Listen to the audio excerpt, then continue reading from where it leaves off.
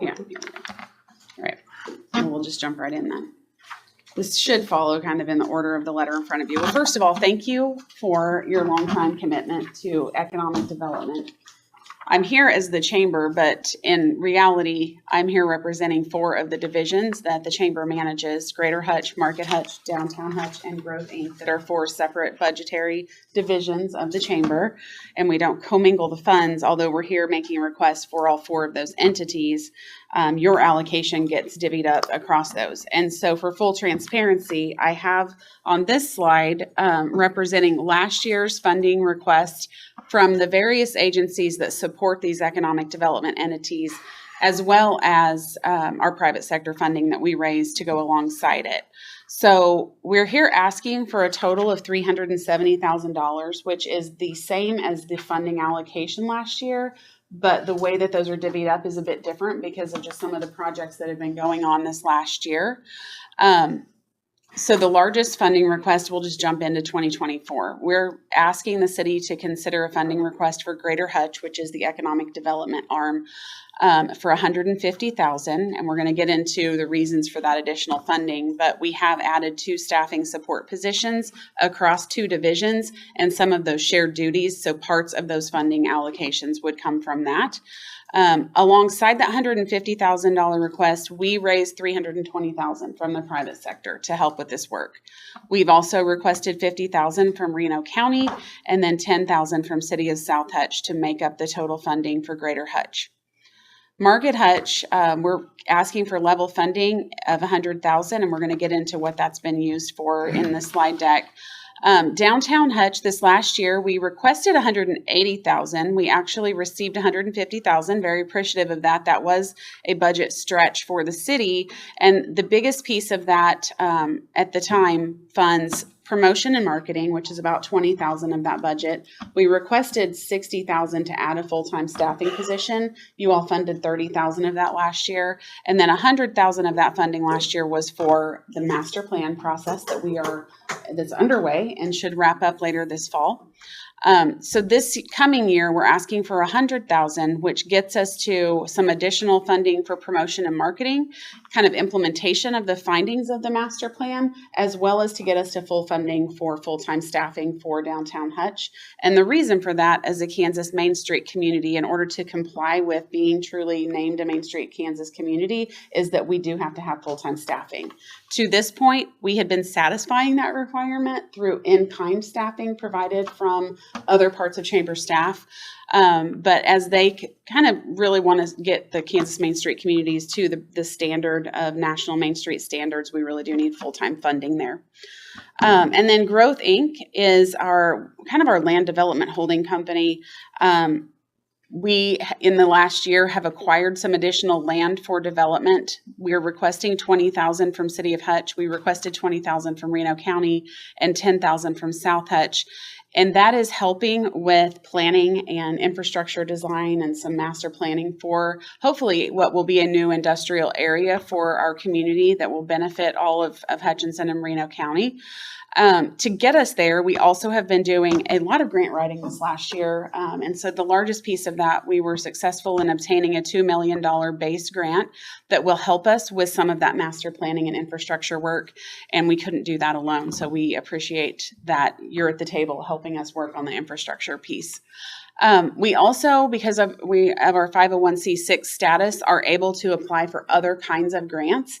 And in this case, childcare has been a large topic for our community. And just 2 weeks ago, it was announced that our community is successful in receiving a $2.1 million accelerator grant that will help stand up several new childcare facilities around the community.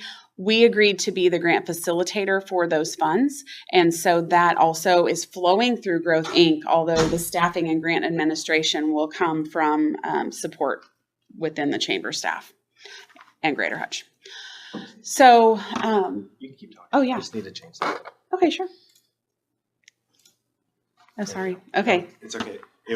That was on the screen. That's what was on your screen. Okay. So I had to change. Just to get into a little bit of the work of Greater Hutch, it's no secret that Greater Hutch is key objective is to work with local businesses on expansion and retaining companies here and job creation, as well as attracting new business. And we can't do that without product. And so thus the reason that we're talking about some of these new development opportunities. Also, just enhancing community development capacity. We've talked about what some of our weaknesses are as a community, and we're diving into that work. And I would say the largest one of those weaknesses and challenges is childcare and housing. So that's why we're at the table. Workforce development has really heightened in importance. And so I'm really pleased that we're going to show you some of the things we're doing in workforce development. This was a long-term strategic priority list that we came up with about 2 years ago, and we've just, as a community, started embracing this work. Greater Hutch has taken on a lot of workforce development initiatives. Housing and rehabilitation of housing has been a key focus that came out of the ARPA strategies. Thankful for all the work and partnerships we're seeing there. Up until this budget year, we were part of the Healthy Neighborhood Initiative funding, but through discussions with Hutch Rec, they're realigning, we're realigning and reprioritizing. But up until this year, we've been giving $20,000 a year of our economic development funding specifically to the Healthy Neighborhood Initiative. And I think it's valuable work that needs to continue to be funded. As I mentioned, we're going to be the facilitator for some of the childcare funding. We're at the table with the Reno County Child Care Task Force, making sure that we're advancing those initiatives, because without childcare, we won't bring new families to the community. So I can't state enough how important childcare is. And then new product development. Last year, 2022, by the numbers, we won over $13 million in new investment projects. Most of those last year came in the form of business retention and expansion projects. We worked 8 of those projects last year, which resulted in a variety of great investments in new construction permits of $20 million, 77 new jobs created. We submitted on 30 new recruitment opportunities. Those come in the form of RFPs. We hosted, as a result of those, about 8 site visits. Going to win some, going to lose some, but we're getting in the finals on more of those projects, and hopefully some of those fruits of those labors will be announced later this year. We also do backstage pass tours for communities, community members and businesses that are bringing new recruits to the community. Our team does all of those, and we probably get involved in backstage pass visits once a week lately of new folks that are looking at our community. The workforce and community initiatives are multifaceted. The one I want to focus really on, besides our partnerships with Boys and Girls Club that we allocate $10,000 of your funding to, helping with those 7th and 8th graders that are learning about new job opportunities in the community. But I really want to focus on Career Quest, because that was a pilot program in 22, and we've taken it to a whole new level in 23. As a pilot program, we served 80 students at 2 schools, McCandless and Wiley Elementary Schools.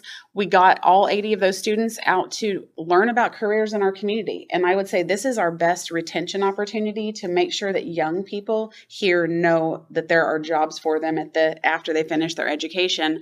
But while they're getting educated, they need to possibly shift their priorities and thinking to really take the courses that are going to prepare them for their chosen career. That's the whole point of Career Quest. And so based on that pilot program, we challenged our team, and we actually hired a workforce coordinator to coordinate taking this to all 650 sixth graders across Reno County this last year, across 15 schools, 8 school districts. They went out to 20 business tours, and we also hosted several education days about other types of career tracks.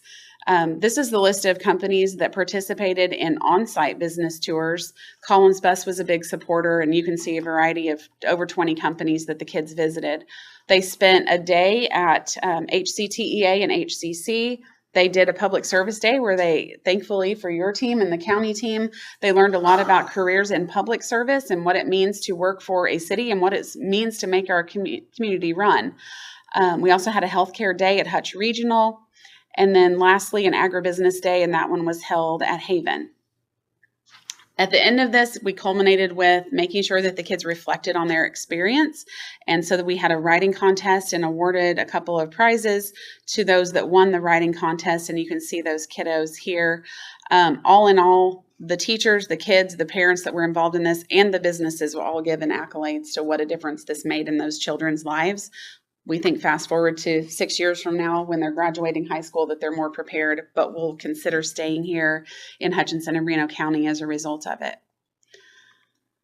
We also host, for the third time, we hosted a signing day at the Career and Tech Ed Academy and had 80 students that signed their letters of intent to go into careers that will keep those young people here and valued. I think one of the success stories of that was a young person who had participated at signing day last year. This year was there as a mentor. He has an apprenticeship. He's the first apprentice at Superior Boiler, and he was there as an advocate for Superior Boiler about why young people should consider a career in welding at Superior. So it's starting to pay off dividends. Part of the unfortunate side of the work that we do is responding when there's a closure. And as we all know, Sunoco quickly announced their closure this spring.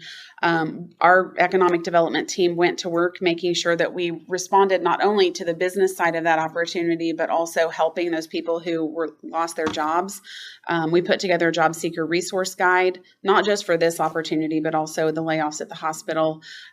This really helped us put our Greater Hutch job portal on steroids. We got 120 new jobs listed in that job portal within that first week. We also decided as a result of that to do an on-site hiring fair at the chamber where we had 24 companies come in and participate, and 43 applicants were then matched with job opportunities across the community. And since then, we've been in redevelopment talks with, we've talked to one brownfields redeveloper that may have some interest in the site, but have also been waiting really patiently on the real estate aspect of this. And that's really been on the Sunoco and their real estate broker side. I just got off a call with the listing agent who will have the listing. It should be posted within the next week. They're finishing up a few environmental studies and making some decisions about mineral rights, and then it will go on the market, and then we can go to work marketing that property for reuse. And, you know, I think there's great potential for redevelopment there, but so far we've just been in a waiting game with that. On the marketing and recruitment side, we invest in several things that help us get our brand out there loudly to on the national and international scale. We participate with Greater Wichita Partnership and are a funding partner as a regional partner with some of their marketing. We are also a Team Kansas investor. It helps us get out in front of site selectors, but also at several trade shows throughout the country. And this was just an example of the state exhibit at Clean Power that we have participated in for several years. We also have events at IAMC, which is the Industrial Asset Management Council, that is basically corporate real estate decision makers from around the country, and some other, business facilities. Live Exchange is kind of a speed dating event, I would call it, for the economic developers to get in front of investment opportunities. And we also do some marketing and trade publications. Those relationships we're building at Team Kansas events are paying off in spades. I know it's kind of a slow process to see that happen, but we've really amped that up in the last few years. And I think you're starting to see even our state partners coming to see Hutchinson in a different light and our development potential. Capital investment is kind of how we measure the RFPs in our pipeline, and we're only halfway through 2023. So these numbers, as you can see, 2023 is almost to eclipse all the capital investment projects that we bid on in 22.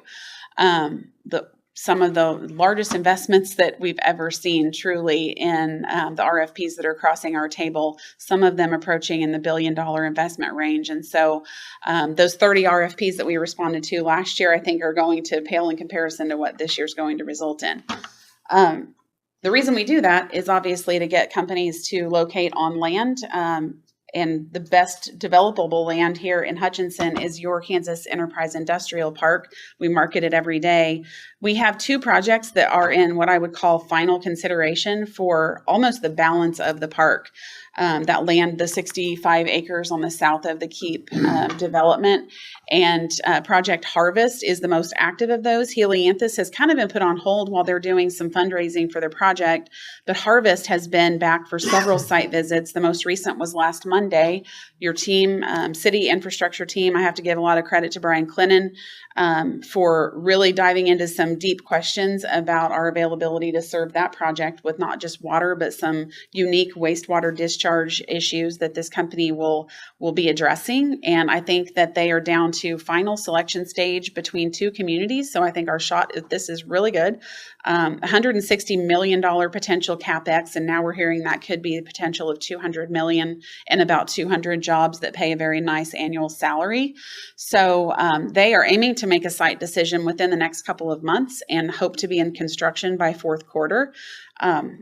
So Lacey's been working that project, and it's been nice. But what happens when we land them here on that land and the city is almost out of developable acreage? And that's kind of some of the things that we'll be focusing on next. Wanted to give you an update on the spec building. We started talks about a spec building in 2021, and by early 2022, we had a virtual spec building concept put together, had meetings with developers, and that actually broke ground last fall. As you can see pictured there, it is now, the shell of the building is up. We have hosted several site visits to look at that building and have 3 potential interested parties in it. We just need one of them to sign on the dotted line and ink a deal. We expected the letter of intent with one of those to be signed by the end of June. We missed our mark on that, but we are very hopeful that, given the negotiation that is going on with their downstream client, we're really close to getting one of those prospects to sign a deal with them. And so if that happens, then on that 22-acre parcel, we will probably see the second spec building start very soon. So if that happens, this is the reason that we've been aggressively looking at how do we develop another industrial site. Growth Inc. purchased 154 acres on K96. Obviously, that's not within the city of Hutchinson, but jobs there will impact all of us. And so we're looking at how do we make that 154 acres as marketable as possible. And we really need, this is one of the reasons we applied for the base grant. It needs to be served with infrastructure. We have to have a solid plan for serving water and sewer there. And the $2 million base grant won't get us all the way there, but it will help with some of the engineering and planning and design that needs to happen. We also are in talks with neighboring landowners to talk about option agreements, because we think that the 150 acre site is not in its entirety what it will take to fully develop out that site. So there are multiple landowners in negotiation with us right now on option agreements so that we can provide some definition about how we get that to be a 500 acre site. So we appreciate the city and the county and the spirit of participation in how do we make this a site that can be just as marketable and as a tool, just like the Kansas Enterprise Park was. All of this should be translating into growth in sales tax, and you can see in your own sales tax numbers how sales tax has increased year over year since 2018. I also am going to fast forward in a moment to talk about Market Hutch and Downtown Hutch and how those contribute to that. We didn't get this slide updated through June, but suffice it to say, sales tax continues to be pretty robust, and that is a blessing for the community. I'm not going to go into all the programs that this team addresses every day, but know that we have 3 full-time people working on economic development every day, plus a lot of my time, and I'm really proud of the team and the things that they're doing. I'm going to shift to Market Hutch for just a moment. The whole goal of Market Hutch, and you've invested in Market Hutch for longer than I've been here, probably the last 40 years. And the whole goal of it is to generate sales tax. Last year, we contracted with Bowercom in our community to help us achieve some objectives, kind of reframing our entire marketing strategy for Market Hutch. Really looking at how do we attract this primary audience and our secondary audience around the state to come to Hutchinson. And Bowercom helped us hone in on most likely decision makers in that area that look at Hutchinson as a place to come for retail spending are women 25 and up. And so that is where most of this marketing effort has been. The whole goal was to develop a marketing database of approaching 50,000 people that we can market to with emails and social media. And so a variety of ways we're doing that. We are getting Hutchinson and the Share the Love branding that they've put together in front of millions of people so that they will come and spend money in Hutch. The only way I can define, is this working really for you, is retail trade pull factor. You can't really prove, is Market Hutch working? But 5 years ago, our retail trade pull factor was below 1. It is now at 1.19, which means we are performing at 19% better than our peers across Kansas. I think that says something, that people are choosing Hutch for their dollar, to spend their dollars. And I think it's proving itself out. Moving on to downtown Hutch quickly, many of you participated in some of the planning and design charrettes at Memorial Hall this spring. That planning effort was to help us evaluate the state of downtown currently and identify opportunities, both from a physical use perspective as well as a marketing perspective of how do we make downtown perform even better than it is today. And that plays into, our economic development success, but also just the feel and the recreation and arts and culture of our community. Downtown is vital to that. They did a great deal of looking at existing real estate and then defining where there is market potential for growth. The interesting thing about the vacancy in downtown is that our vacancy rate is at historic lows across the community. We have filled a lot of buildings in recent years, which is a blessing.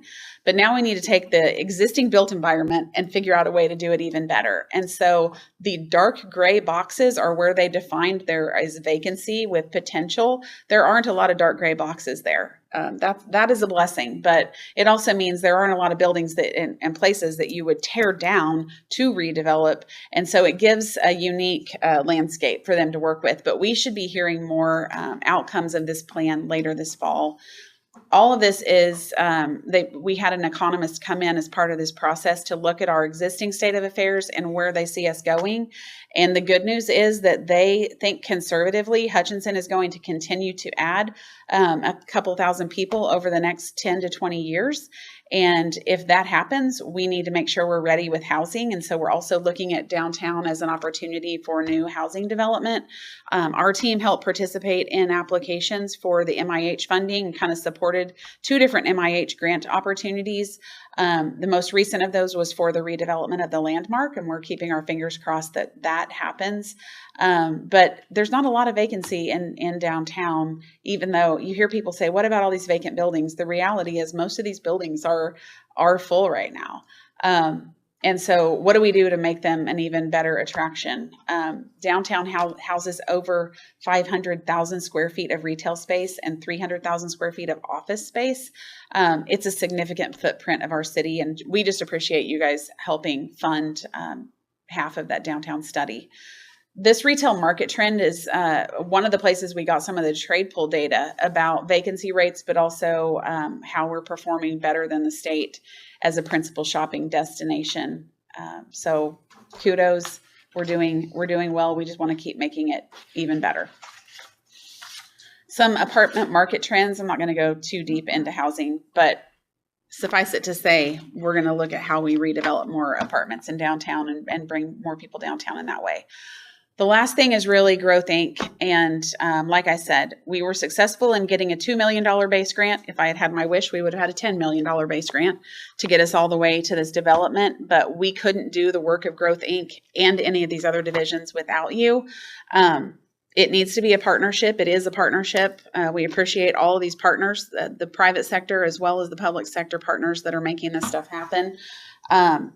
We have had some historic site visits in recent weeks that could bring, I'm not overstating this, billions of dollars of investment to our community. But in order to do it, we have to focus on future product development, and that's what we're trying to do. So thank you guys for being a part of some things that are truly exciting and I think going to be groundbreaking for Hutchinson. That's it. Thank you. Yeah. Does anyone have any questions for chamber representation, since both of you are here? The 2 potential contracts that you mentioned were possibly going in next to Siemens. Do we have space for both of those, or is it one or the other? It'll have to be one or the other. Whichever one signs first is going to get that building. But I think that's why Salt City Investments is looking at quickly being able to just clone that building next door. Honestly, the 3 prospects that now we have a July 11th, I think, site visit with the 3rd. are all in the wind energy sector. So I think that it is clear that they are very interested in that spec building because of its proximity to Siemens. Lacey and I did have a visit to Siemens on Friday and had a visit with their production manager, because obviously there's only one company that's going to win a significant contract with Siemens right now. And we wanted to get his best guess as to what that might be. They are ramping their production back up. They are back up to about 140 employees now. So they are what I would say in full production mode again. The product line that these potential clients are going to serve won't be this product that they're currently producing. It will be one that will come online in 25. So there's, a planning process to get there and building out that facility to prepare for what will happen in 2025. But it is kind of a slow ramp to get to 25. Then it looks like that the new product line they will launch in 25 should be a pretty fast trajectory to large production volume numbers. And really, honestly, there's not enough space in Siemens to do it alone. They have to have some of these partners at the table to ramp to that capacity. So my best guess is one of these is going to win this first contract, sign a lease on the spec building, and then Salt City Investments will start another building. And maybe it'll be a wind energy supplier, maybe it will be someone else. But that would be my forecast of what will happen next. Yeah. Any other questions? All right. Thank you. All right. Thanks. Appreciate you guys. Thank you. We'll move on to the next. The next one we have on our list is for Hilo Inc. And there is an email here. Does anyone have any questions on the request from Hilo? I don't think anyone's here. Oh, I didn't see Shanti. Okay. Well, we'll move on to the next one then. And that one is not included in the budget because it is It's a new. new one. So the other requests were included in the budget. All right. I have a question for the chamber that I just thought of. Your funding from the county. What was your funding and request, and what were you guys doing? Yeah, so we requested $70,000 from the county, $50,000 for Greater Hutch, and $20,000 for Growth Inc. That was level funding request from what we received last year. Quite honestly, I'm surprised and really disappointed that they are choosing to cut our funding down to $50,000, at least so far in what's been reported by discussions in their meetings. I'll have to decide, how much of that proportion of the $50,000 that they are allocating will go to Greater Hutch and how much to Growth Inc. Because Growth Inc. is taking on a lot of development costs right now for a site that is squarely out in the county. So thus my real disappointment that they're not looking at the big picture of future development opportunities and investing in the organization that's making that happen. But that's the reality. I know everyone's looking at trying to trim budgets to the extent that they can. They put us in a category of outside agencies that I saw referenced as charities. And quite honestly, your economic development arm that helps you grow your tax base of the county is not a charity. We happen to be a 501c6. It doesn't make us a charity. So, I hope that they will have more discussion and think well about how they invest in opportunities that help them grow our tax base. But that's what's been reported so far. And that was their final, they're done, right? I did read in this story that they've invited anyone who would like to appeal what their decision was with their budgets. They invited them to come to a commission meeting to have a discussion with the commissioners to see if perhaps decisions could be swayed. But as my understanding is that was the final decision as of last week, yes.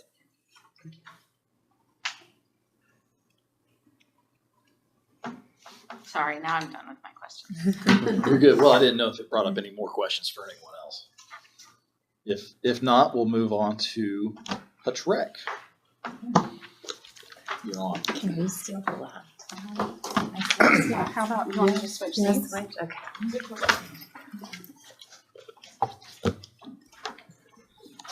As Amy's getting settled, just thanks for the opportunity to come visit with you.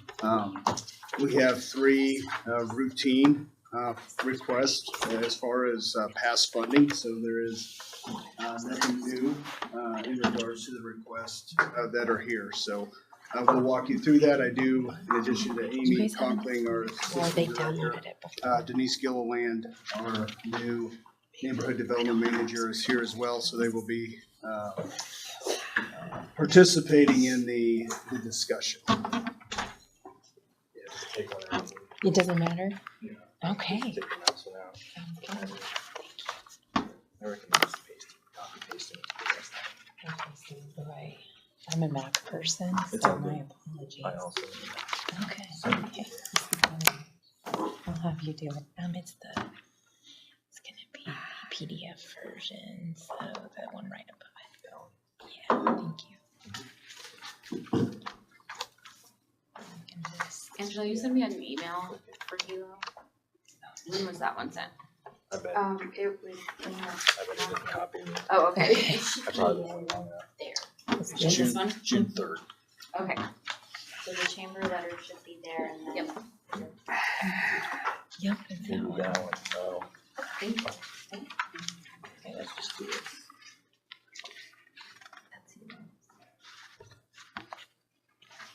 Look at you. If I can. Yeah, and then just minimize that one. Yeah, it's typically the top left. Right there. There we go. Yep. And then I just load it. Yeah, I think there's a full screen under the tab. My apologies. I am not used to a PC. That's all good. View. Where's full screen? Try down in this bottom corner. Try one of the last ones. No, Book, yeah. there you go. All right. Still not. Yeah, typically we just, Do view. sorry, let me take over. We can do that if we want to.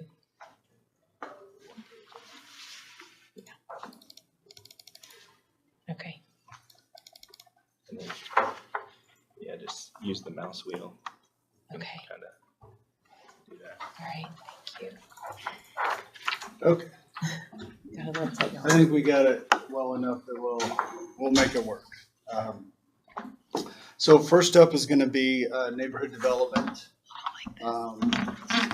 Wanted to give, I know a number of current city council members were not, are new. So just definitely want to give a brief summary of kind of where this was. Next, Amy, can you move to that next slide? Okay, so in 2014, at the time, the Chamber of Commerce had a community development initiative division, if you will, with staffing. Primarily that a lot of that focus was around quality of life type initiatives. And at the time, this is prior to Deborah being there, the chamber wanted to move away from that work. Felt that work was important, just not necessarily at the chamber. And so HUTCHREC, we took the opportunity to propose the Healthy Neighborhood Initiative. At the time, it was a collaborative between the city, the chamber, and the community foundation with funding. Over time, funding from the community foundation went away. Then it became the city, HUTCHREC, and the chamber funding that. And then last year, as we continued to move ahead with the program, and with the downtown work, as Deborah alluded to, we just did some changing around. Arts and culture funding was mixed into that. So we just kind of repositioned some of the funding. And now it's just the city and HUTCHREC funding that with specific $5,000 of grant funding from the community foundation that goes directly into the neighborhood. So that's where the funding partners stand today. The priority areas, when we took that on, are listed up there. And it was really an opportunity, we felt, to bring pride back to certain areas of our community by focusing on those priority areas and really hearing directly from the residents. And I think that it's shown that that works when you listen to the residents about what they're seeing in their neighborhoods and the things that they want to work on, that we can make progress in that. Southwest Bricktown, the Fiesta is a great example of something that's come out of that work. The renovations at Farmington Park are an example. There's some other park developments and events that have happened. So really, our approach is those priority areas and applying those to what the residents are seeing and hearing from that. Next slide shows you the current neighborhoods. As we've moved forward with this, you know, at the beginning, it was a push to try to do as many neighborhoods as possible. We were very strategic in that we couldn't rush this work. It's taken decades upon decades for the neighborhoods to get into the situation they're in. And so it's going to take at least that amount of time, if not more, to move them out of that. Obviously, with funding levels being a challenge, we were never able to fully fund the initiative. The initiative called for a manager of the work and a coordinator. The funding that we agreed to last year has allowed us to move forward with that manager position. So as we mentioned last fall during the budget discussion, or last summer, the coordinator will continue to work within those neighborhoods and lead efforts to bring new neighborhoods into the program. But the manager now is going to take a big picture look of what we're hearing in those neighborhoods and applying those to the number of studies that have happened over the last 7-8 years, including the city strategic plan, comprehensive plan, the Parks and Recreation Master Plan, the work around ARPA, and other communities. And so with that, I am going to ask Denise to give a summary of kind of where we're sitting with that work as it applies to neighborhood development. Denise? Yeah, so first I want to kind of go over what Adam's work will be moving forward through the rest of this year. So we want to add one more neighborhood in 2023, 2 in 2024. The potential locations that we're looking at all are underserved areas, so Caryville, the Grandview area, the Lincoln area, downtown. That would be specifically after the downtown master plan is completed and how we could partner with the chamber in that work. Or the area directly east of Grace Arbor right now, which is from 11th to 4th, and it would be east of Plum Street. So the process in putting those together are census and data research in the demographics. We look at housing and transportation data. We do neighborhood interviews, and we engage community stakeholders. So that's kind of what's next for the technical work of the Neighborhood Initiative Program. I want to spend a little bit of time introducing you to what my work is going to be. I'll be, of course, supporting Adam in any way that we can, but also for the remainder of 2023, my focus is going to be on building the appropriate relationships to move the work forward in the priority areas. As you can see, we've added early child care as a new area that we can focus on. The focus is not trying to be part of that work. It's really about supporting that work that's already happening in the best way possible and looking at where we can help the task force increase capacity in what they're already doing. So you guys have a nice takeaway here in all of the work that I've done over the last month. This is specifically programming information in each of these priority areas. I took and did some interviews with both current residents and stakeholders. We talked about a lot of different things. And then I went through the priority areas. I did an analysis of the things that we already have And then I looked at what opportunities we are. John, you will appreciate under housing.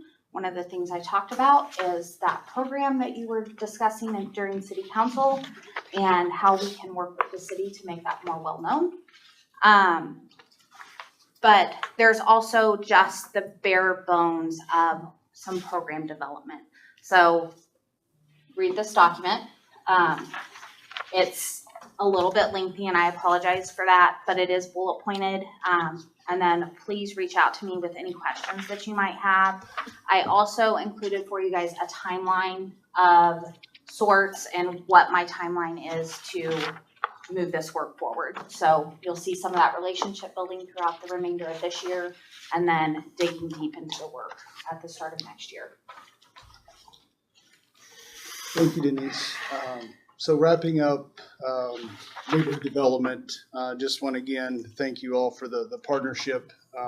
We do really, for this program to work, it takes not only the funding of the city, but the work in community development, the planning department specifically, and what they're working on. And so we've had a great relationship on both sides of that, and so just look to continue that. And happy to stand for any questions on this topic.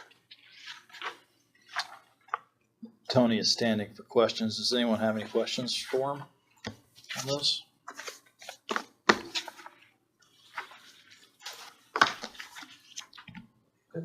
When, curiosity, a couple months in, how long have you been with the RIC? Started June 1st. So yeah, it's been about a month. Just side note, just curious.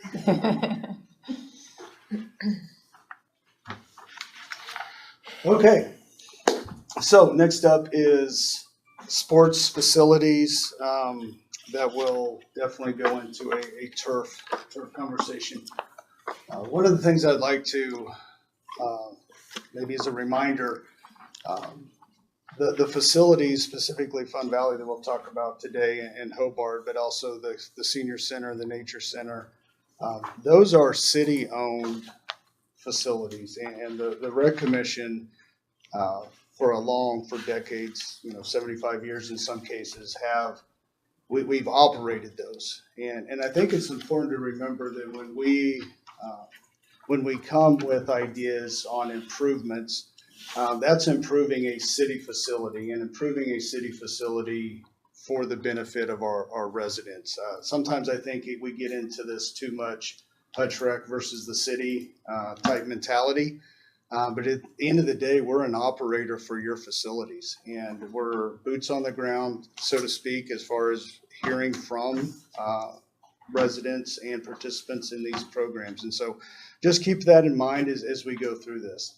I'll start the discussion with not so much should we do turf or shouldn't we do turf, but does the city want to be in the tournament business? Okay.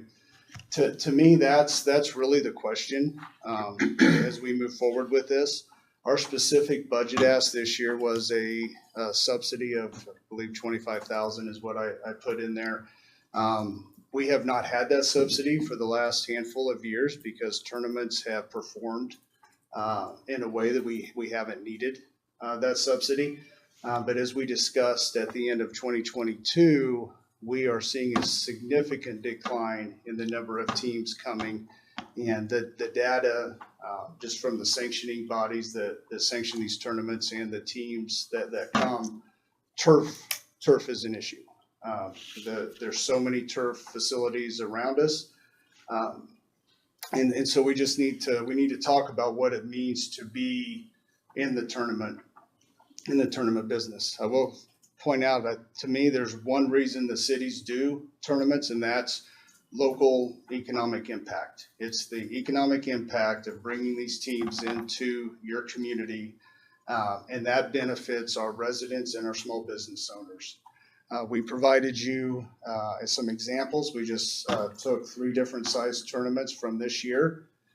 We did both the economic impact through the state of Kansas. You received that email last Friday, and then also just the direct bottom line budget.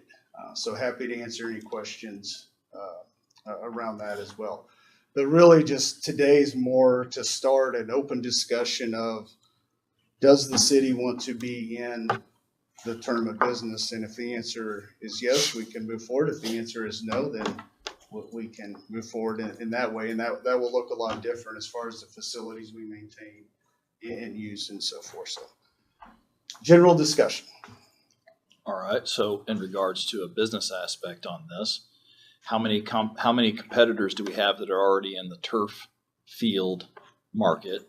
How many new how much has there been an increase in tournaments that we could attract?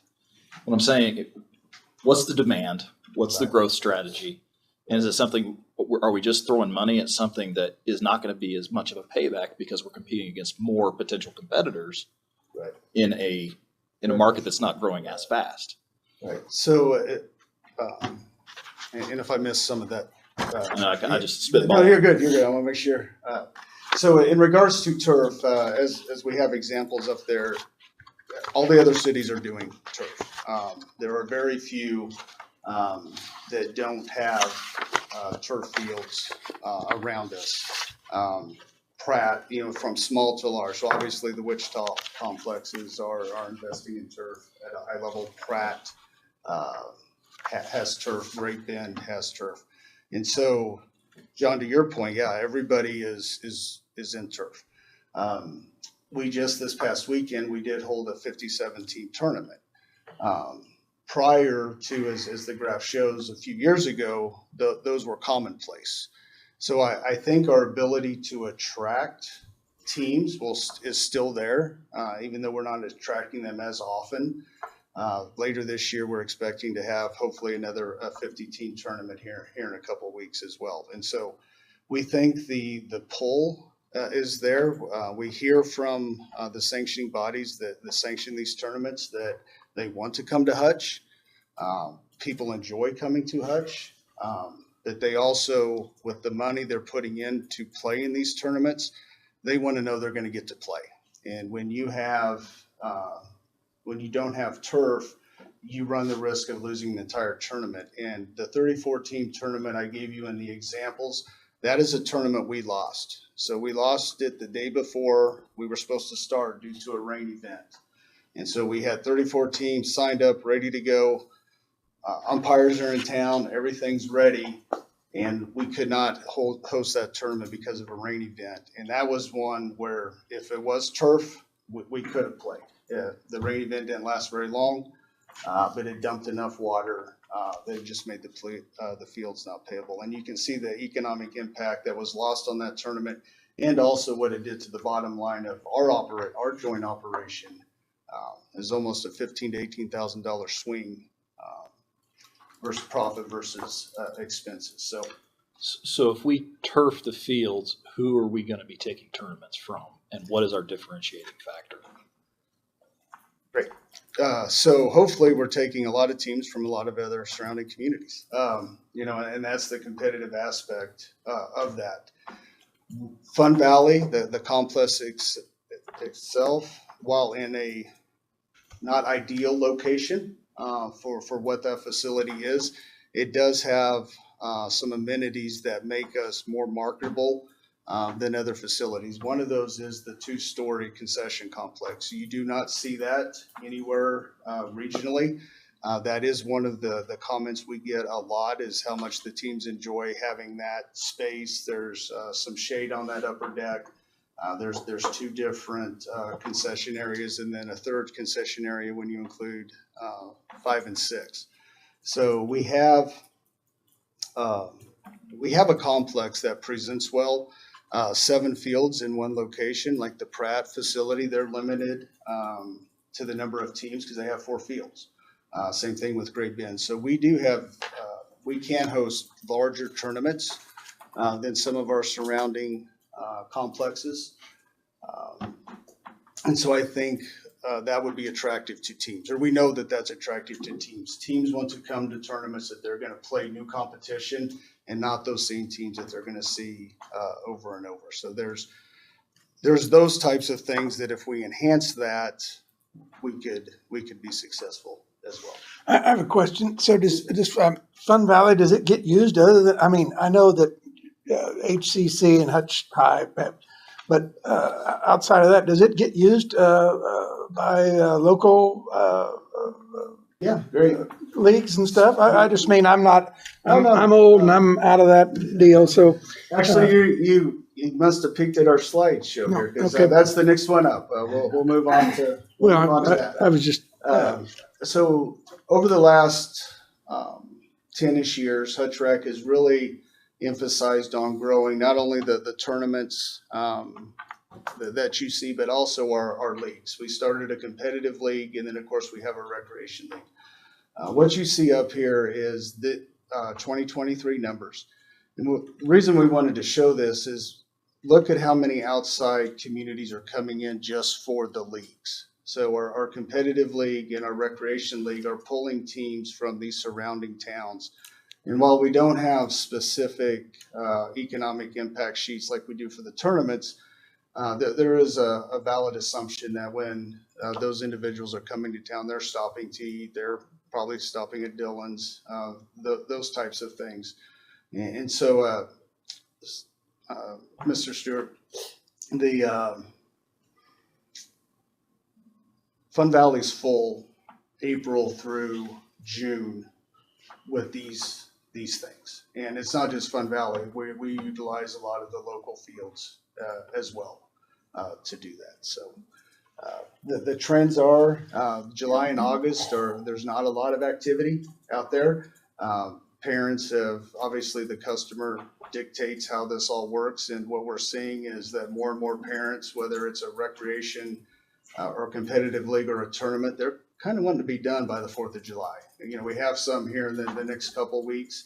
But come mid-July, parents are pretty much saying we're done with that. And so there is some good weather months right now that Fun Valley is not being utilized. I know our friends at Visit Hutch have looked at bringing in other events that maybe we could utilize that out there. A lot of those events, it would be nice to have turf because the rain. I am in no way saying that guarantees those new events coming in, but it sure does help us attract new events. Are you familiar with the letter that Leanne Cox sent to us? I am not familiar with the details. I knew it was happening, but do not have the. That's okay. So I'll share this part with you. She mentioned specifically these tournaments here. I'm not familiar with those. They sound like you might be. These were RFPs that would require turf fields. Would we be able to meet the needs of those 4 tournaments or those? She mentions the bodies too, USSSA. Yeah, the U-Trip, yeah, the sanctioning. Would we be able to accommodate those if we turfed every field? If we turfed 2 fields, what's our competitive edge? Right. So those size of, and I don't know the details of those specifically. I know when those come across Visit Hutch desk and they know we don't have turf, they never send it on to me. Okay. So I haven't seen those specifically. Yeah,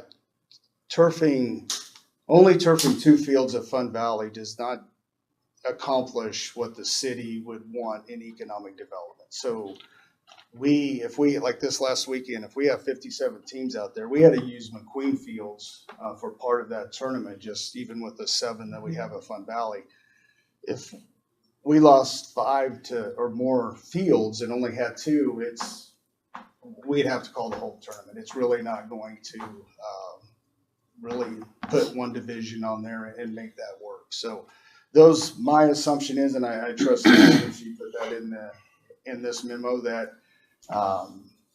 we would need all 7. And when they say that they need a turf field, it's not the whole field. It's just the. We would only recommend the infield. Correct. Yeah. The infield at Fun Valley, Hobart's a different situation because of where it's located in the water table. But Fun Valley, for what I would say the city would want to accomplish, just the infield is what's needed to make these the tournaments I'm speaking of and the tournaments that Leanne has listed there. The total, as I recall, Mr. Combs put this, it was 4.2 million. That included Hobart and the two fields that we've already committed to, and got outside support to pay for half of it, basically.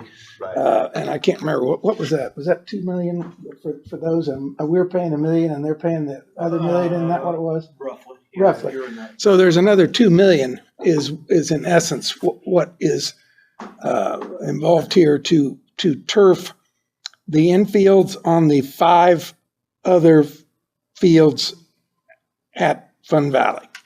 I believe so. I mean, roughly. Justin on that. He's on his head. Okay. So Yeah, here, I can provide some clarity. So the 4.2, excuse me, the $4.2 million original ask was for Hobart Debtor, 100% Hobart Debtor, 100% Field 3 at Fun Valley, all the other infields at Fun Valley, and then the infield only at Rice Park was the 4.2. So, I know with the verbal commitments, and I don't know if the letter was ever sent or not, but the commitments from the college and the interest from the high school, my intent wouldn't be just to be satisfied with just Hobart and the 2 at Fun Valley. You'll likely see the rest of that in 2025 CIP ask. I mean, I think we're just bumping up against our bonding capacity that we talked about earlier, that we couldn't bond the whole thing because of the Woody seat. So by dividing it out over 2 years is not the most efficient way of doing it, but with the cards we're being dealt with the Woody seat, that's probably the most realistic approach. So, does that answer your question? Yes, Okay. that's basically what I thought it was. But essentially it would keep the fields that are being split with the schools, keeping them in the first year to kind of take advantage of. To take advantage of their willingness to partnership with us.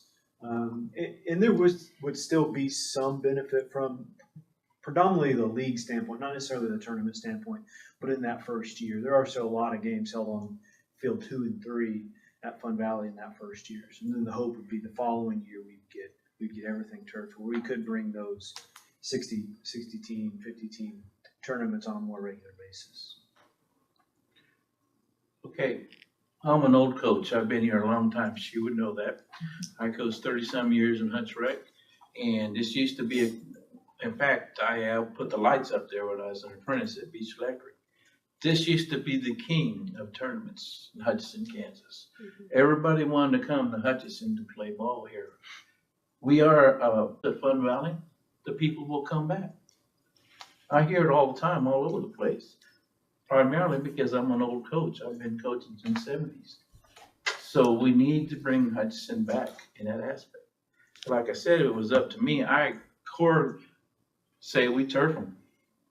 Is there anything else that makes us not competitive in the tournament market? If we have turf, are we doing enough to become competitive in the market? great question. Again, you must have cheated on the site. And before I get into the specifics of this, following up on Mr. Garza's comment, in the late 80s, the 90s, Fun Valley was hopping. And part of that was it was new. It was one of a kind, so to speak. It was kind of the first one out of the gate in the sense. UTRIP, a national sanctioning body, in a lot of ways started with at Fun Valley as far as the personnel involved with that.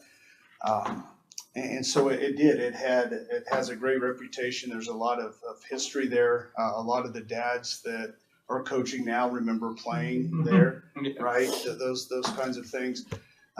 Unfortunately, in early 2000s, the facility started to get dated and wear, and there was no improvements made until Justin was able to replace the bleachers a few years ago.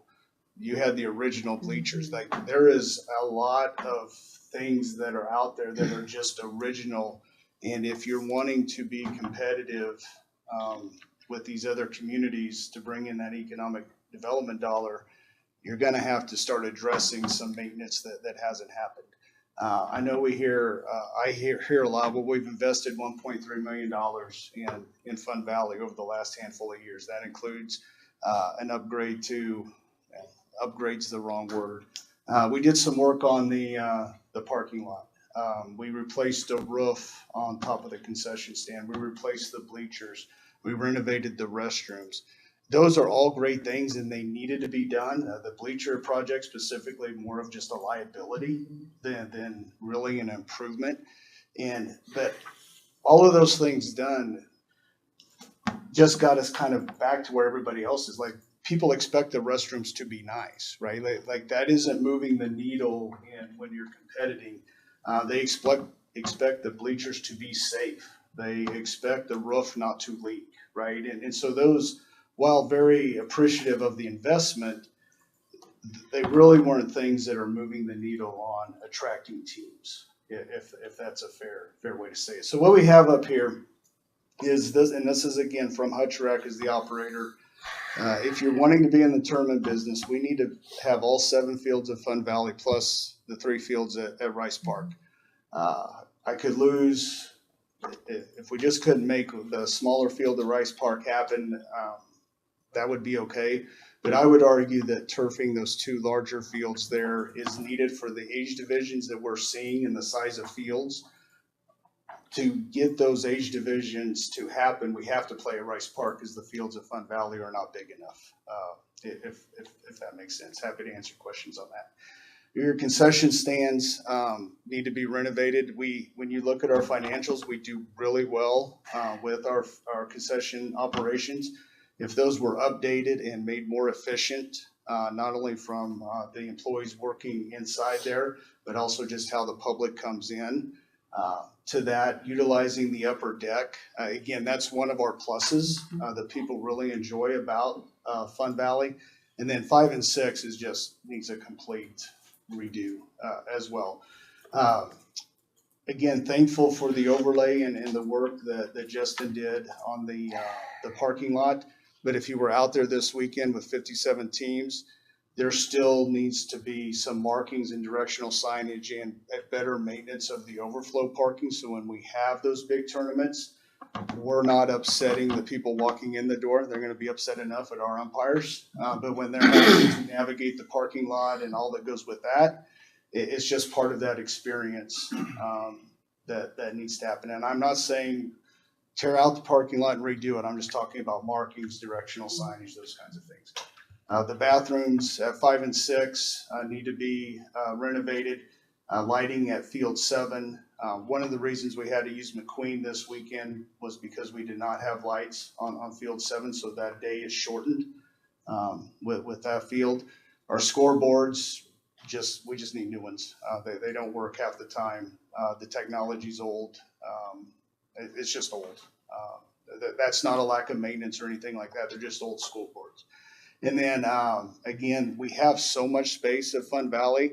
One of the things we hear a lot of from these teams coming in is if there is a place for their kids to warm up, pitching, hitting, those types of things. We have the space. We just need to maybe add a few amenities there as well. So then you start to really differentiate yourself from some of these other. How much is all this? So this is separate from the. That's separate, yeah. So I mean, this is, yeah. What does that mean? How many dollars? I did not put a dollar amount on there because I'm not asking for you to do that this year. And in fact, I'm honestly not even suggesting you need to turf all of Fun Valley this particular year, because I think digging into this and having a financial commitment moving forward is the most important part of this. If we've seen it with other facilities, if we do part of it now we'll get to it the next 2 or 3 years, it never happens. There's still no lazy river at Salt City Splash, right? Like those are the things. So my recommendation would be for the city and Hutch Rec to go through these items, confirm that we're all in agreement with what that looks like, put some cost to it, and come back to you in a few months with a plan. It can be a multi-year plan. I don't necessarily suggest that this needs to all happen in 1 year, but there has to be a commitment to finish the improvements. If we're only going to do part of it, you're leaving us as the operator with a half-done project. And I just don't think that's the right way to do so, or the right way to do that. So, would not be asking for this today. No, Just wanted to have that I didn't know if you already conversation had it. about Yeah. Okay. that it's more than just turfing the fields. There's got to be more done out there than just that part of this to really be effective in the tournament world. I think Fun Valley has because it's sitting by itself, people like that, not going around all the traffic. We sit out there all by itself, that's an attractive right there by itself. To be honest with you, I think it'd be great someday we build a hotel right where the water slide was, we put a hotel there. I bet you'd fill that hotel in tournaments. They would all come out there, it's a peaceful place out there, and it would work in my aspect, because I used to, back in the 70s, it was packed. And people didn't have places to stay. So. Why don't we redo the slide?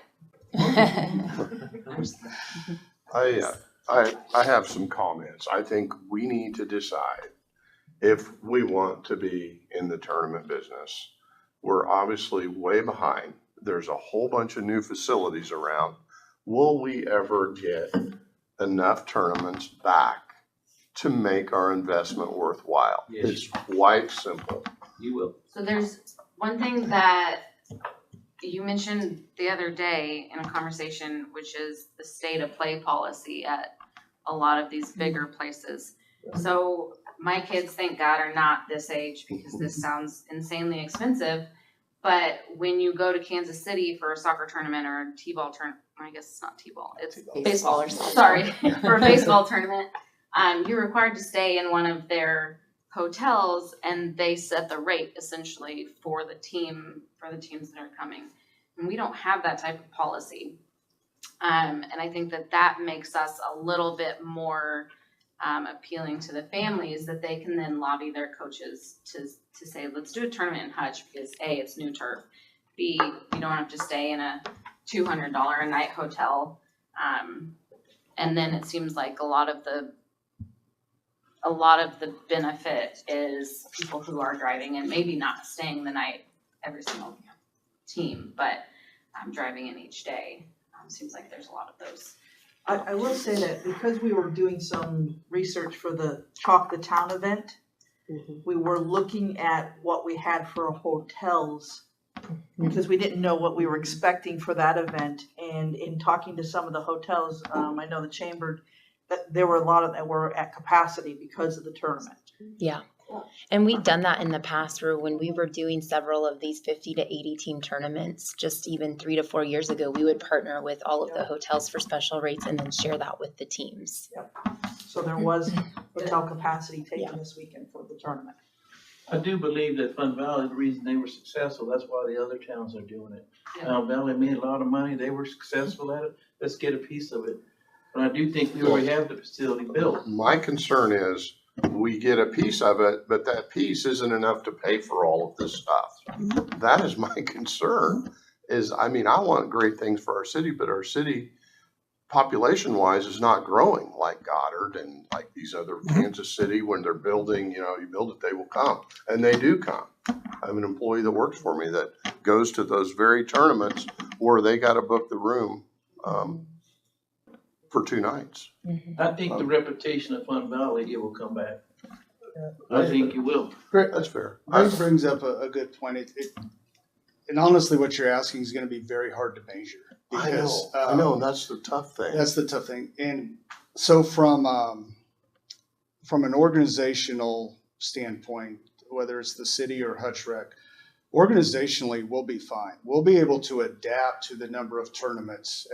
One of those is we did not bring back a full-time position this year because I knew that those tournaments were starting to go off. And so financially, everybody, making budget decisions in this room is going to be okay. What's hurt is these businesses, and you've seen the economic impact that's out there. And so that driver is what you're taking away. We'll be able to balance our budget because we have to, whether that's reducing staff, whatever that looks like, we'll have to balance our budget. But what doesn't happen is all those trips to Bogies, all those trips to Pizza Ranch, the nights in the hotel. That's what's not going to happen if you don't have these tournaments. And so that's why you have to decide is the investment, the public investment that you're going to have to make to update these facilities. As an organization, we're not going to see that payoff. It's going to be the businesses and the residents that are going to see the payoff. I agree with Mr. Fast, and we have to be careful with this money. It is, we do need to,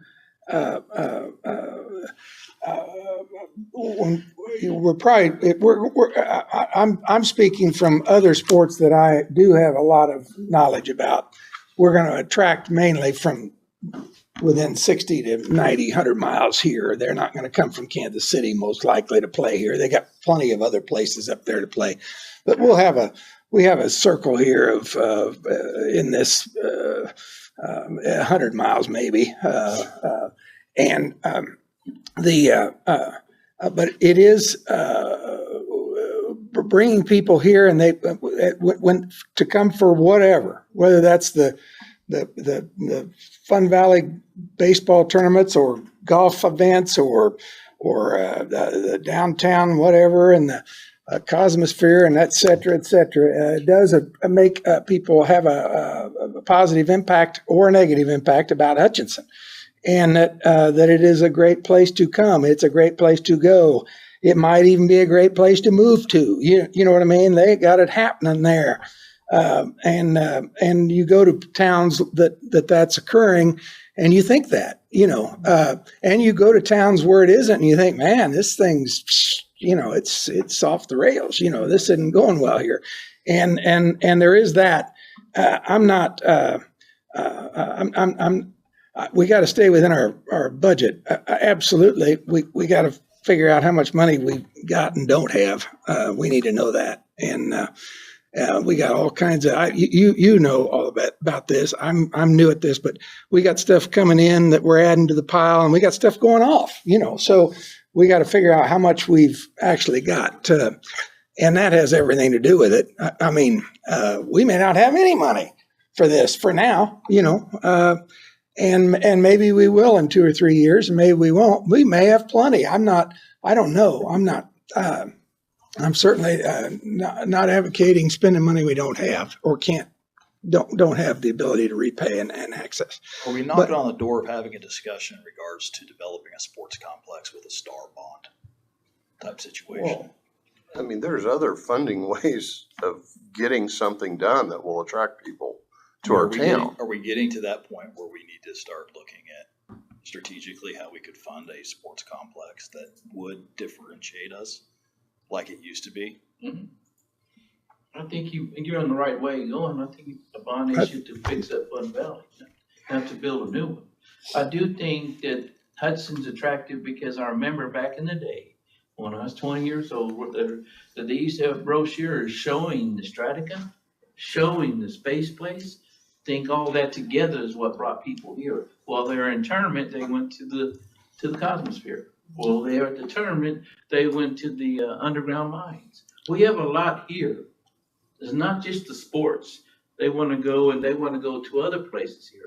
And we have a lot here to give. So, and the other cities took after us. They went, well, look at Fun Valley. That's when they started building their fields to turf fields and stuff like that. Now we have to get it back. I just don't want to be, I think we're just repeating a lot of the same stuff. I don't want to be same as. If we're going to make the investment, we got to differentiate and make sure it's like noticeable. we're just trying to keep up.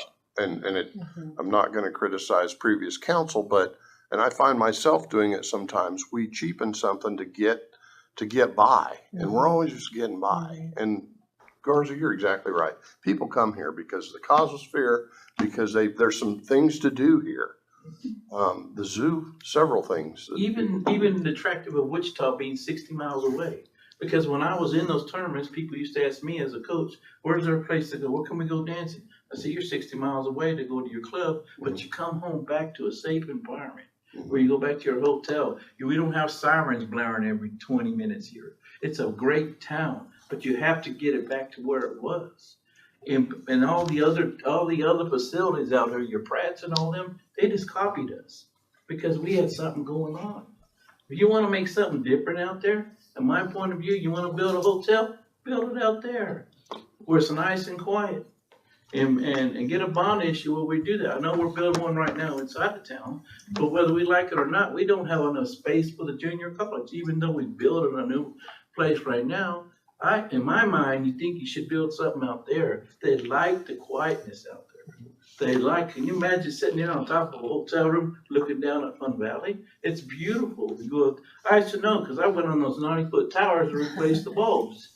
In my younger days, I stood on those 90-foot towers, and I used to look over Fun Valley. And Darcy, you have a screw loose. Yes, I did. We can play catch up because, like you said, we haven't seriously invested in it. Yeah, and I'm okay with making that investment if I'm pretty sure the payback will be there. And I think baseball and softball will always be around, so maybe it'd be okay. And your numbers show that even during COVID, that this was essentially, Right. the numbers didn't drop off like they did for some tourist type of attractions. Yeah, we were able to stay, and we were one of the few that did operate tournaments the summer of 2020. And so we were able to maintain that. And in some ways, that was a little bit of a false team number. If COVID hadn't happened, we would have expected those to drop even more. But because we were one of the few complexes running tournaments, Interesting. we had people come in. So there almost should be, and I even debated put an asterisk there, but it was hard for me to measure how many teams we wouldn't have had the last 2 years because of that COVID, those COVID teams. So, it would, I can't sit here, Greg, and say we will for sure, if you do this, pull in X number of teams, right? Because there's so many factors outside of my control on that. But what I can tell you is that all the other cities are doing this. The economic information we get from the state shows that there is some impact to doing this. I'm not privy to the agreement with the new hotel, but I can imagine that having some 50-team tournaments, would be an attractive thing to that new hotel coming in and so forth. And so I think for our businesses and for our residents, investing in something like that is a good thing. And organizational wise, we'll be able to, like I said, we can adjust what we need to do. And just curious, Star Bonds, is that only for private investment? Or can we access those to do? It's a little bit different. I'd have to go back and review, but it's for entertainment districts, right? Attractions. That's how Genesis Goddard Complex So was built with Genesis, Star Bonds. with Star Bonds, the field house in Salina was Star Bonds, and that's operated by the city. City in owned. Salina, yeah. You think about it a little bit. We already did it. Our sports arena was in trouble. They were gonna move the tournament. We got together, we bonded. We got the sports arena brand. There's no difference in there's two big attractions in my point of view as a sports coach. Your basketball tournament and your baseball, softball complex that are here. There's two big advantages you got. So we already did this. Our sports arena was in trouble. JUCO was gonna ready to pull our tournament. I'm just trying to figure out how to get something really real done Well, I agree with with Star you. Bonds that won't cost the taxpayers any money. It's tourist driven. Huh? I'll just throw that out there. There could be other options in Star. No, but that's a That great might be a good option. one. No, it's a great option because then the people that are using it and are increasing our sales tax are paying for it. That increase. You have to create a district and all. Yeah, that all of stuff. that. But I think we need the more data we can acquire. Even it might be difficult, but I know in regards to anything in regards to what demand might look like, who we're competing against for a similar facility in central Kansas. Those are the things we need to make a a justified decision on if we're going to just go all in or if we're going to just let's make it work for now kind of attitude on this. We have that data, or we have access to that. I think we want a part of a seat at the table to do that and to provide you with our expertise as being the tournament providers and operators and give you the data that you want. We'll find a way to get it to you. I mean, we can look at how some of these other communities are funding some of these projects as well. If we're going to, I mean, I just don't want to do same as. Sure. If we're going to do something, let's do something a little bit different. No, and I think Garza touched on it. We have something kind of special out there for the reasons he's already mentioned, so. And I think, to go back to your original question about are we getting close to a full new complex, just a little back of the napkin math. Hold on, I didn't say full new complex. I said update it to modern stuff. So the facility that Derby just built, Dekarsky Park, $7.1 million with $800,000 of land donated, so call it an $8 million project. Based on this list, very back in napkin, 1.5 to $2 million, I would think would get all of that. The parking lot's going to be the big piece of it. You add that with the turf, with the 1.4 we've already invested over the last 5 years, we're looking total investment in the Fun Valley around $8 million. I mean, again, that's for a 7-field complex with a 2-story concession building, really that could compete with all of these other facilities if there is an appetite to accomplish these things. So I think when you look at the value of it, to build that similar facility now, we're probably at least double, if not more than that. I think the appetite is to really go all in on tournaments. Fun Valley, I think it makes a ton of sense as opposed to trying to start over somewhere. One of the things I'm handing out, or the handout that's coming around, and I apologize, a couple of you might have to share. I wasn't sure who all would be in the room. This is just a quick snapshot, following up kind of what Justin has talked about.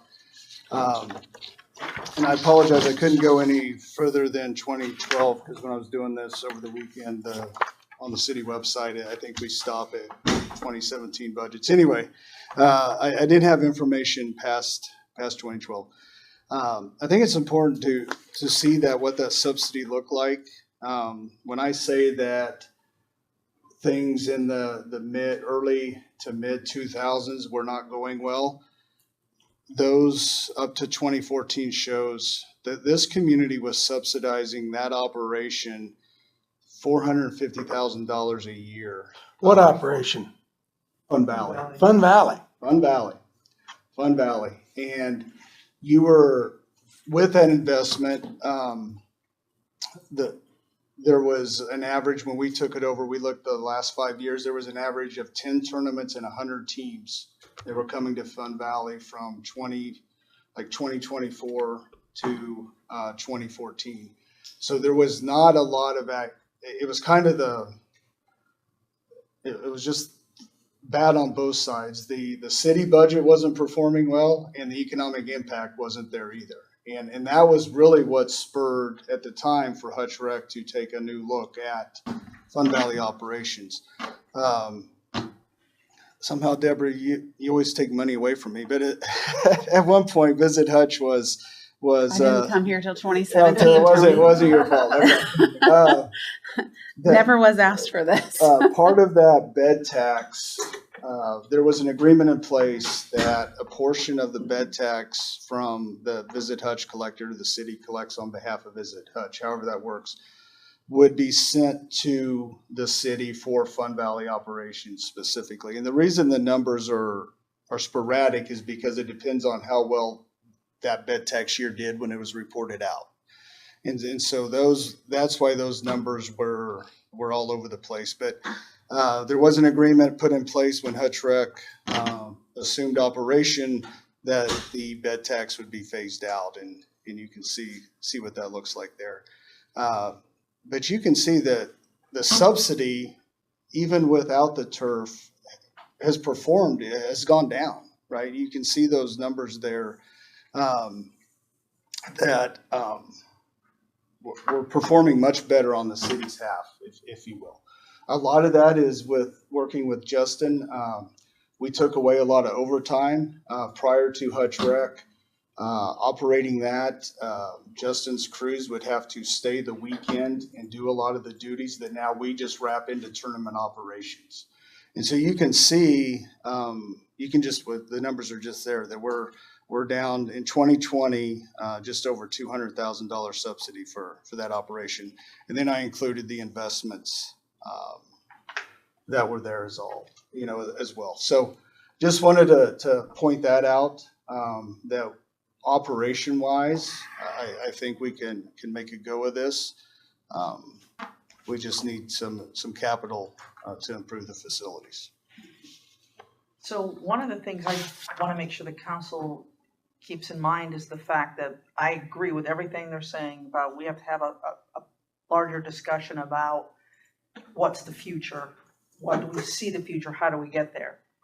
But we also have a situation currently where we have a college, and we're still working with, I can't not commit to USD 308, but can't say they're not. We're still in part of the scheduling, trying to get our schedules together, sit down and talk. I don't want to lose sight of that. I don't want to lose sight of that opportunity if there's a compromise in there. So just, I wanted to at least put that out there, at least for Hobart Debtor specifically. I think we've already done that, haven't we? Didn't we already agree to I that? think this is still, okay, I just I throwing it out there. in my mind, it was all a discussion of a couple fields. And Yeah, I don't think that's the. I think Angela kind of worked that out to where she could make that happen. Okay. Yeah. If we get the match. If we get the match. Yeah. Okay. And by approving that in the budget, we'll still go through the process like we did today with approving the bond sale and those sorts of things. So if the agreements do fall through and we don't end up with those agreements, then we can readjust on whether we move forward with those. But by approving it in the budget, that gives at least our half of it. And then that gives me the time to work on those agreements and follow up with the actual dollars. Following up on Mary Grace's comment, I wanted to make sure that we were very clear that just turfing 2 fields of Fun Valley, do not expect a change in the city side of the operation. It is going to be very beneficial to the college and the high school. But for what you guys do as far as turning economic development around on that operation, it is not going to have an impact by doing those 2 fields. I just want to make sure we all understand what that looks like. We are in full support of turfing Hobart next year, all of it, just so we can play games out there. I mean, it's just, it's just to that point. There is no economic advantage or operational advantage to the city to turf just those 2 fields. Justin pointed out that we might have a league or 2 that would be able to play versus rained out, but I'm still rescheduling the other 5 fields anyway. So if you do move forward with that, I think you just have to understand that on your side of things, that there's no benefit. Now, the community side, sure, there's turf for those 2 partner organizations, but for what you guys do, that is not going to benefit you at all. But it's a start. It's a start, but I have a lot. Past history has showed me that we start things and then we never follow through. And so I want to make sure that it just doesn't stop there. And then There has to be another meeting. there has to be more conversation and a plan that once that plan's in place, that we follow through on it. We can't do part of this and then not know when we're going to do the other part, or it'll never get done.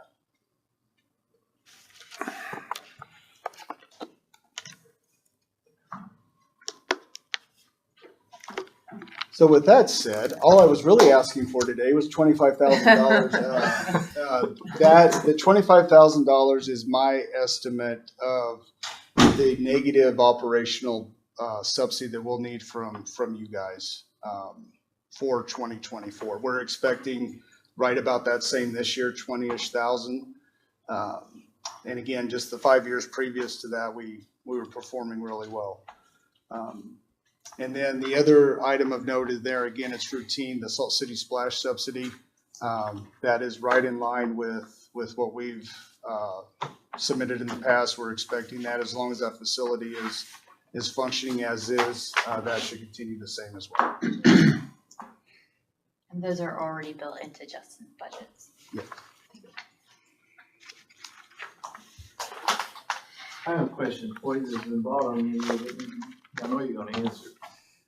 Are we taught in the Bueller? You guys seem to be doing something with Bueller all the time. So yeah, we have a great partnership with Bueller. We utilize their fields for some of those leagues that you've seen. And then when we have overflow of some of our tournaments, we utilize Bueller as well. More like, you seem like you guys are in charge of their guards, their swimming guards. Right. So we currently have, and I guess since 2019, have a operational agreement to operate their pool. So the Bueller pool is operated. That Bueller pool come out of our budget on your operator? Do they pay anything to you? Oh, no. Yeah. So no, that to make that work, they're paying us a management fee. Okay. So in addition to subsidizing the operation. Hutchinson actually receives a market rate management fee to do that. We went into that as temporary. It was to help maybe right the ship a little bit over there as far as their operations. With COVID, that's extended a little bit. We'll have to see where that goes. In no way are we advocating that we have to do that. It's really just to be a good community or county partner with the city. And so we'll see where that contract goes in the future. Yep.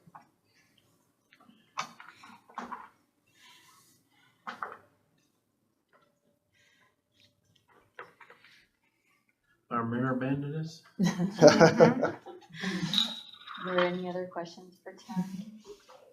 Nope. No? Okay. Thank you all. Thank you. Thank you.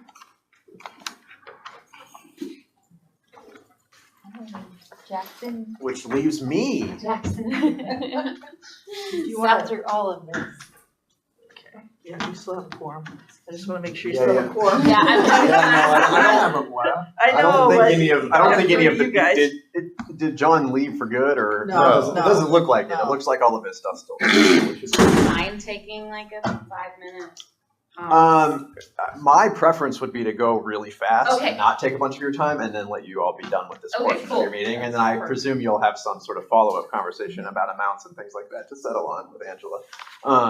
Which I'm sure we would all love to be here for, but I have a noon meeting also. Cool. All right. So thank you all for waiting until the end. I think that what Startup Hutch does in supporting our entrepreneurship ecosystem is very important. So I don't want to give it the short shrift and give the impression that I think that what we do is any less important than what Hutchinson does and what the Chamber does. I think that what we all do is very important for economic development in Reno County, and I support them wholeheartedly. Being realistic, they're dealing with a little bigger dollar amounts than I am, and I think it makes a lot of sense that they spend a little more time talking today. So, Startup Hutch, for anyone who isn't familiar, is Reno County's rallying community for entrepreneurs. We create collisions and foster collaborations to help new ventures take flight by inspiring, educating, and connecting entrepreneurs, supporting them to start, operate, and scale their businesses, building a better Reno County for today and for future generations. I'm Jackson Swearer. I'm the Entrepreneur Navigator and Director for Startup Hutch. We have a small but mighty team of 2 over at Startup Hutch. I have a program administrator, Christopher Acker, who helps me as well. We're supported by our nonprofit board of directors, and I'm also affiliated with the community college. So I'm a college employee on paper, and we do receive some in-kind support from the community college as well in the form of some free rent, some IT and other accounting support, HR support, and a little bit of time of a receptionist who mans our front desk. Startup Hutch was formerly the Quest Center, started in the 80s. I won't give you the whole history, just want to give you a picture of the fact that this goes back a long ways, but we rebranded in 2020, so that's why you see this new Startup Hutch. That rebranding was the beginning of what was a 5-year action plan to take place between 2020 and 2024. The request for this year is the last year of that plan. That plan was created by a Reno County Entrepreneurship Ecosystem Task Force, which is now operating under the Reno County Entrepreneurship Ecosystem Partnership, or RKEP. That group has a vision that Hutchinson and Reno County, Kansas provide an inclusive ecosystem that inspires and supports innovators for a thriving economy. We have multiple partners involved in that. You can see who some of those partners are in the letter that I provided. That action plan, that 5-year action plan that I referenced, contained a number of different parts, including improving our organization's collaboration with other partners, improving navigation of entrepreneurs through the ecosystem, improving our strategic communications, and also ramping up our mentoring and educational programming. I think that our success 3.5 years into the action plan has been more than satisfactory to me and to some of our other partners. I'm very excited about what we've done. We've created significantly more client traffic than we've had planned for. Our goal for every year is 50 new people through the door. I talked to 120 people last year in 2022. We also measure the number of loan funds that we loan out. Our numbers for 2022 were a little low. You'll see that in the letter, but do want to note that a big part of that was a timing thing on a significant project that we were working on, the new HTO that's going in out on 30th. So that didn't close in 2022. It closed in 2023. So you will see when we make our ask for 2025 again next year, and we're reporting on the numbers from this year, that we're going to crush it in 2023, in 2022. I'm sorry, in 2023. Our job creation numbers were a little bit low. I attribute some of that to the economy and the slower project traffic in 2022, but we did measure a little over $9.9 million in economic activity that was generated by our survey respondents, which mostly are people who we have loaned money to, mostly our borrowers. So I do survey all the people that I talk to, but the only people who I can make give me the data back are the borrowers, and so that's where that data comes from. Can I pause you for a question? Yeah, absolutely. So you mentioned in that your survey data comes from 21 of the 120. Yep. So is the 9.9 a projection from the survey? No, that is the raw data reported by the 21 respondents. Okay.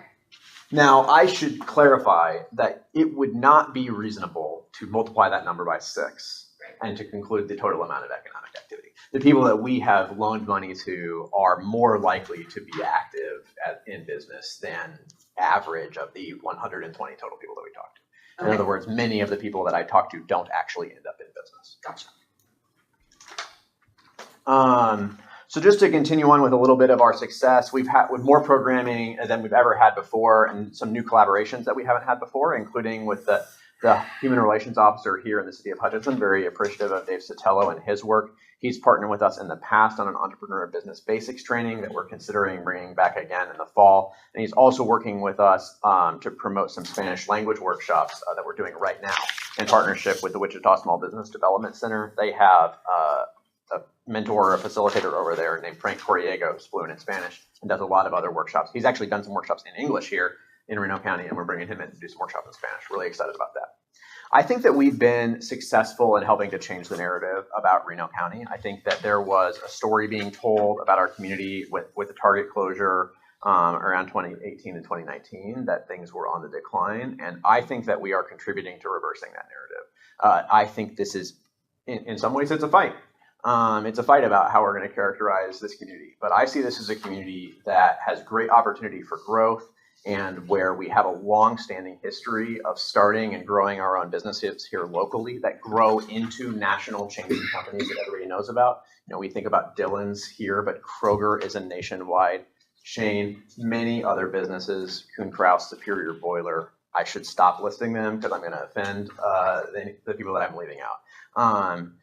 Those are locally grown businesses that create a lot of economic activity for our county now. And so what we're looking to do at Startup Hutch is to try to help people start and grow their own businesses, because we know that most of them are going to be ones and twos at a time. But we don't know who's going to be the person who's going to hit on the idea that 10 years from now will be 200 jobs here in Reno County and 2,000 jobs all around the country, bringing in lots of business here. We don't know who the next one is going to be, but we're convinced that if we continue to support a thriving entrepreneurship ecosystem here in Hutchinson and Reno County, we will see the next one and the next one and the next one. And we will continue on this trajectory of growth potential for our community. So some of our next steps that we're implementing right now and doing going forward, we've been bringing some of our marketing more internal with the hiring of Christopher Acker and our previous administrator stepping away. We've got some different skill sets in the building, and so that's helped us to bring some of that in-house. We've also been improving our collaborations with the chamber. You see this coffee in the county collaboration that we're doing. We're looking at doing some more events with them in the future. I want to be clear that we have really separate areas of work, but they do overlap, particularly where kind of the existing small businesses and the small business expansion space is. And so we're trying to look for better ways to collaborate where we do overlap. We're also trying to prepare for the future and creating our next 5-year action plan for what 2025 through 2029 will look like, and considering what our public-private partnerships will be for that. So you can see I'm trying to be very transparent with you all. I'm requesting more money for 2024 than I think that we're going to spend. The reason why I'm doing that is because I'm trying to set the organization up for long-term success in the future. When I took over the organization, it did not have any sort of sizable or robust reserves. It was basically one bad funding decision from the county away from not existing anymore. The organization is on much more stable financial footing, and that is in large part due to the involvement of the city of Hutchinson in this collaboration. So what you are bringing to the table is very important, and I'm very grateful for that. I'm asking for a $10,000 increase with the intention to leave that at level funding in 2025. I think that will put us in a position where we can start the next 5-year action plan. We know we're going to have to attract some other outside capital into the system. Some of that might look like going back to the community foundation, asking them to help out a little bit more, but they committed to a 5-year, $90,000 a year ask. It's a huge grant from them. So we know that we can't get all of it from them. And we're looking at what our other partnerships are going to be in order to fill the gap. But we need the city to step up to the plate, continue your leadership in this very important work. I'm anticipating a question regarding the county funding, so I'll just answer. So I'll just say that their most recent proposal was to give us a haircut down to $75,000 for 2024. That represents a $5,000 decrease rather than the $10,000 increase that we requested. I'm disappointed by that, but I also understand that they were making a pretty significant amount of cuts all the way across the board, and they cut all of the other outside agencies. I share Deborah's concern with the characterization of both Startup Hutch and the Chamber as being charities. I don't think that that's what we do. I think that we're an important economic development activity that grows the tax base. But I understand the county budget is the county budget and the city budget is the city budget. My ask to you is that you fully fund what the ask is. And because I think that sets us up for better success in the future. And I can't control what the county is going to do, and I can't control what you're going to do. What I can commit to is that we're going to continue to operate the organization, and we're going to be successful. And we'll figure out a way. We will figure out a way to make it work, no matter how much money you give us. And the $15,000 haircut from the county isn't going to break the bank for next year for me. And you can see that in the proposed budget. It's creating a long-term problem for me. It's not going to create a problem next year. And so we'll be okay. And I'm going to have to go back and ask them for more next year, and that we'll just have to continue to have that conversation. And if we can't get what we need from our private funding partners, then we'll have to try to get more out of the public funding partners, and we'll have to try to get more out of the private sector. And if we can't get that, then we'll cut programs. Any other questions for Mr. Swearer? I don't want to leave it on that negative note. I just want to say I think that this has really expanded and improved our entrepreneurship ecosystem in Reno County. We were recently awarded an Entrepreneurship Ecosystem Cultivation Award by Network Kansas. That's the statewide network of all of the organizations that do what we do. So other people outside of Reno County are seeing what we're doing here. We are on the map for good things for our entrepreneurship ecosystem development. And I thank you for your partnership in helping us make that happen. Any questions?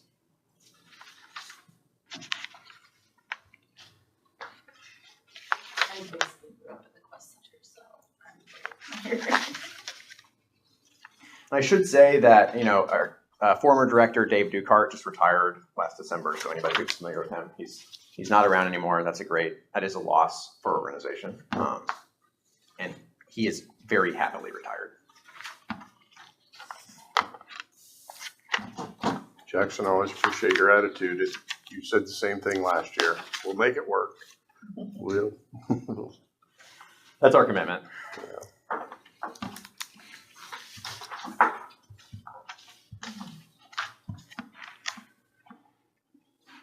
Hey, boss, what do you think? Yeah, Mayor, are we In gonna- regards to the funding request?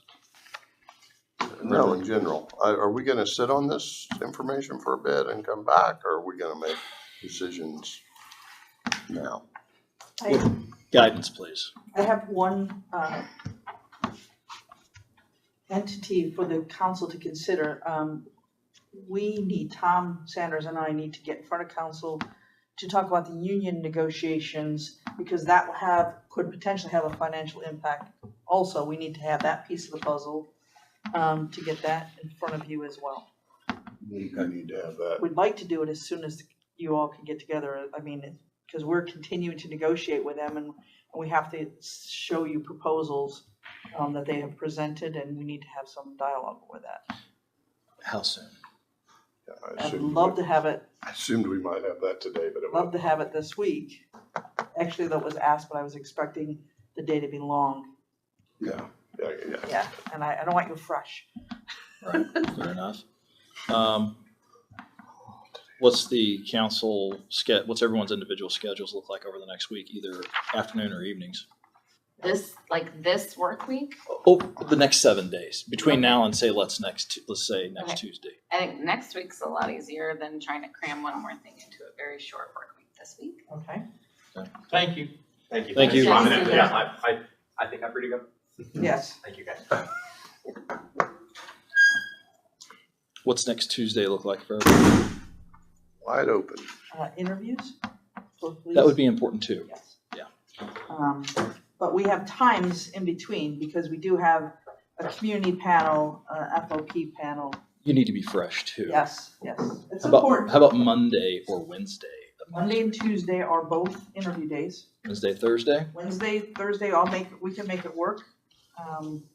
Thursday's better, to be honest. Thursday's not good for me, but I mean, I could make it work. Wednesday's much better for me. but Thursdays, yeah. not. All right, Wednesday, Well, I just mean Friday is fine too, just for the record.